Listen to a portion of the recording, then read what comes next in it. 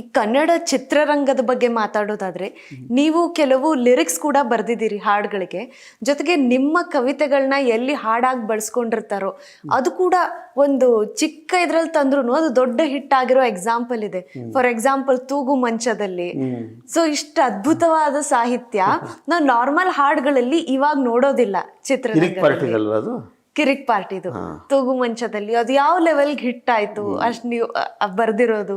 ಈ ರೀತಿಯಾಗಿ ನೀವ್ ಯಾಕೆ ಕನ್ನಡ ಚಿತ್ರರಂಗಕ್ಕೆ ಲೈಕ್ ಅಂದ್ರೆ ಜಾಸ್ತಿ ಲಿರಿಕ್ಸ್ ನ ಇನ್ನೂ ಬರಿಬಾರ್ದು ಅಂತ? ಯಾಕೆಂದ್ರೆ ಈಗಿನ ಒಂದಿದಕ್ಕೆ ನಿಮ್ಮಂತ ಸಾಹಿತಿಗಳು ಬರೆದ್ರೆ ಹಾಡುಗಳು ಇನ್ನೂ ತುಂಬಾ ಚೆನ್ನಾಗಿರುತ್ತೆ. ಬರಿಬಾರ್ದು ಅಂತಿಲ್ಲ, ನನಗೆ ಯಾವ ಥರದ ಮಡಿವಂತಿಕೆ ಏನಿಲ್ಲ.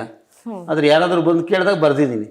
ಉದಾಹರಣೆ ನಾಗಾಭರಣ, ನಾವು ಮಕ್ಕಳ ಸಿನಿಮಾ ಮಾಡಬೇಕು ಅಂತಿದ್ದೀವಿ ಸರ್, ನಮಗೆ ಕಥೆ ಹಾಡುಗಳು ಬರ್ಕೊಡಿ ಅಂತ ಕೇಳಿದ್ರು. ಚಿನ್ನಾರಿ ಮುತ್ತ ಎಷ್ಟು ವರ್ಷ ಆಯಿತು, 30 ವರ್ಷಗಳಾಯ್ತು ಚಿನ್ನಾರಿ ಮುತ್ತ ಬಂದು. ಇವತ್ತು ಹಾಡುಗಳು ಜನಪ್ರಿಯ, ಹಾಡಿಂದಲೇ ಜನಪ್ರಿಯ ಆಗೋಯ್ತು. ವಿಜಯ ರಾಘವೇಂದ್ರ ಆಗಿನ್ನೂ ಚಿಕ್ಕ ಹುಡುಗ, ಅದು ಇಂಟರ್ವ್ಯೂ ಮಾಡಿ ಆ ಸಿನಿಮಾಕ್ಕೆ ಇವನು ಹುಡುಗ ಚೆನ್ನಾಗಿದ್ದಾನೆ ಹುಡುಗ ಅಂತ ತಗೊಂಡಿದ್ದು. ಅಷ್ಟೊತ್ತು ಮ್ಯೂಸಿಕ್ ಮಾಡಿದ್ರು. ನಾನು ಎಲ್ಲ ಹಾಡು 18 ಹಾಡುಗಳು ಬರೆದಿದ್ದೀನಿ ಆ ಸಿನಿಮಾಕ್ಕೆ. ಸೂಪರ್ ಹಿಟ್, 25 ವಾರ ಓಡ್ತು ಬೆಂಗಳೂರಿನಲ್ಲೇ ಅದು. ಅಲ್ಲ ಈಗಂತೂ ಎಲ್ಲ ಈಗ ಯಾರ್ಯಾರು ಈಗ ನನ್ನನ್ನು ಬಂದು ಕೇಳಿದಾರಲ್ಲ, ನಾಗತೇಳಿ ಬಂದು ಕೇಳಿದ್ರು ಅಮೇರಿಕಕ್ಕೆ ಬರ್ಕೊಡಿ ಅಂತ, ಅವ್ರಿಗೆ ಬರ್ಕೊಟ್ಟೆ. ಆಮೇಲೆ ಇವರು ನಮ್ಮ ಗಿರೀಶ್ ಕಾಸರವಳ್ಳಿ ಅವರು ಕ್ರೌರ್ಯ ಅಂತ ಫಿಲಮ್, ಅದಕ್ಕೆ ಸಂಭಾಷಣೆ ಬರ್ಕೊಟ್ಟೆ. MS ಸತ್ಯುವಿಗೆ ಕೊಟ್ಟ ಅಂತ ಹೇಳಿ ಅವ್ರದ್ದು ಮೊಯ್ಲಿ ಅವ್ರ ನಾವೆಲ್ಲು, ಅದಕ್ಕೆ ಸಂಭಾಷಣೆ ಬರ್ಕೊಟ್ಟೆ. ಇತ್ತೀಚೆಗೆ ನಿಮಗೆ ಹೇಳಿದ್ರಲ್ಲ, ಈಗ ಅನೇಕ ಸಿನಿಮಾಗಳಿಗೆ ನನ್ನ ಹಾಡುಗಳನ್ನು ತಗೊಂಡು. ಹೌದು ಸರ್, ಯಾಕೆಂದ್ರೆ ಈಗ ನಾವು ರಿಯಾಲಿಟಿ ಶೋಗಳಲ್ಲಿ ಗಮನಿಸ್ತೀವಿ, ಆವಾಗ ಯಾವುದೋ ಒಂದಂದ್ರೆ ಅವ್ರ ಭಾವಗೀತೆ ರೌಂಡ್ ಆ ಥರ ಏನೋ ಮಾಡ್ಕೊಂಡಿರ್ತಾರೆ. ಆವಾಗ ಹಾಡಿದ್ದು ನಿಮ್ಮ ಹಾಡುಗಳು ಎಲ್ರಿಗೂ ಎಷ್ಟು ಜನಪ್ರಿಯ ಆಯ್ತು ಆವಾಗ ಅಂದ್ರೆ ಇಂಥ ಹಾಡುಗಳು ಇದಾವ ಅಂತ. ಸೊ ಅದಕ್ಕೆ ಕರೆಕ್ಟ್ ಆಗಿರೋ ಎಕ್ಸ್ಪೋಜರ್ ಸಿಕ್ಕಿರಲ್ಲ ಅನ್ನೋದು ಕೂಡ ಒಂದು. ಹೌದೌದು, ಲೇಟೆಸ್ಟ್ ಅಂದ್ರೆ ನೀವು ಹೇಳಿದಾಗೆ ತೂಗು ಮಂಚದಲ್ಲಿ ಕೂತು, ಅದನ್ನ ಅದು ಎಷ್ಟು ಪಾಪ್ಯುಲರ್ ಆಗೋಯ್ತು ನೋಡಿ ಹಾಡು ಅಲ್ವಾ. ಅದೇ ಅಂದ್ರೆ ನಿಮ್ಮ ಅಷ್ಟು ಅದ್ಭುತ ಸಾಹಿತ್ಯಕ್ಕೆ ಎಕ್ಸ್ಪೋಜರ್ ಇನ್ನೂ ಬರ್ಲಿ ಅನ್ನೋದು ನಮ್ಮ ಒಂದು ಆಸೆ. ಅದು ಅವರಿಗೆ ಅನಿಸ್ಬೇಕು, ಪ್ರೊಡ್ಯೂಸರ್ಸಿಗೆ ದೇ ಹ್ಯಾವ್ ಟು ಕಮ್ ಅಲ್ವಾ. ನಾವೇ ಹೋಗಿ ಕೊಡೋಕ್ಕಾಗಲ್ಲ, ಅವರು ಕೊಡಿ ಸಾರ್ ಅಂತ ಕೇಳಿದ್ರೆ ಕೊಡ್ಬೋದು. ಅಂದ್ರೆ ಈಗ ನಾವು ಡಿಜಿಟಲ್ ಮೀಡಿಯಾ ಬಂದ್ಮೇಲೆ ಹೆಂಗಾಗಿದೆ ಅಂದ್ರೆ, ಈಗ ಒಂದು ಹೆಸರಾಂತ ಕವಿ ಅಂದ್ರೆ ಒಂದು ಕನ್ಸಿಡರೇಬ್ಲಿ ಈ ರೀತಿ ಅಂತ ಈಗ ಆ ಟ್ರೆಂಡ್ ಇಲ್ಲ.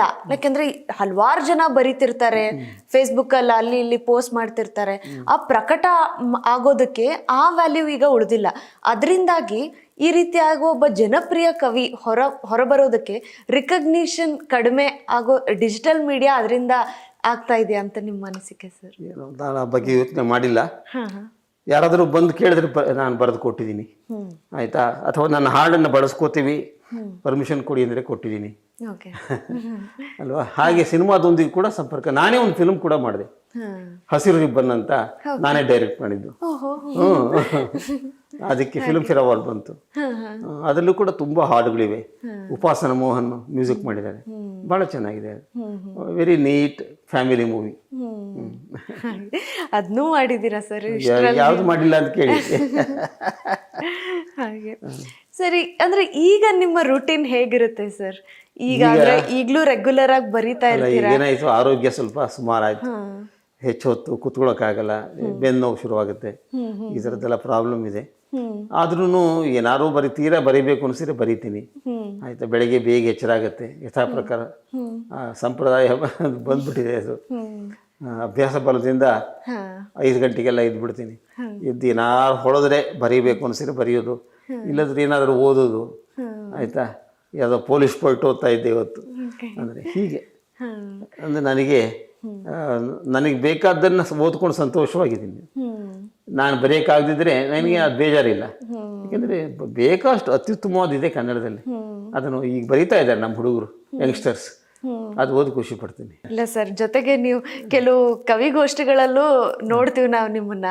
ಅಂದ್ರೆ ಈಗಲೂ ಕೂಡ ಆ ಹುಮ್ಮಸ್ಸಿನಿಂದ ನೀವು ಬರ್ತಿರಲ್ವಾ, ಅಂದ್ರೆ ಆ ಪ್ಯಾಷನ್ ಇನ್ನೂ ಕ್ಯಾರಿ ಆಗಿದೆ, ಅದು ಅಪ್ರಿಷಿಯೇಬಲ್ ಸರ್. ತುಂಬಾ ಸಂತೋಷ ಆಯ್ತು ಇಷ್ಟೊತ್ತು ನೀವು ಮಾತಾಡಿದ್ರಲ್ಲ, ಈ ಬಗ್ಗೆ ಎಲ್ಲ ಕೇಳಿದ್ದೀರಾ.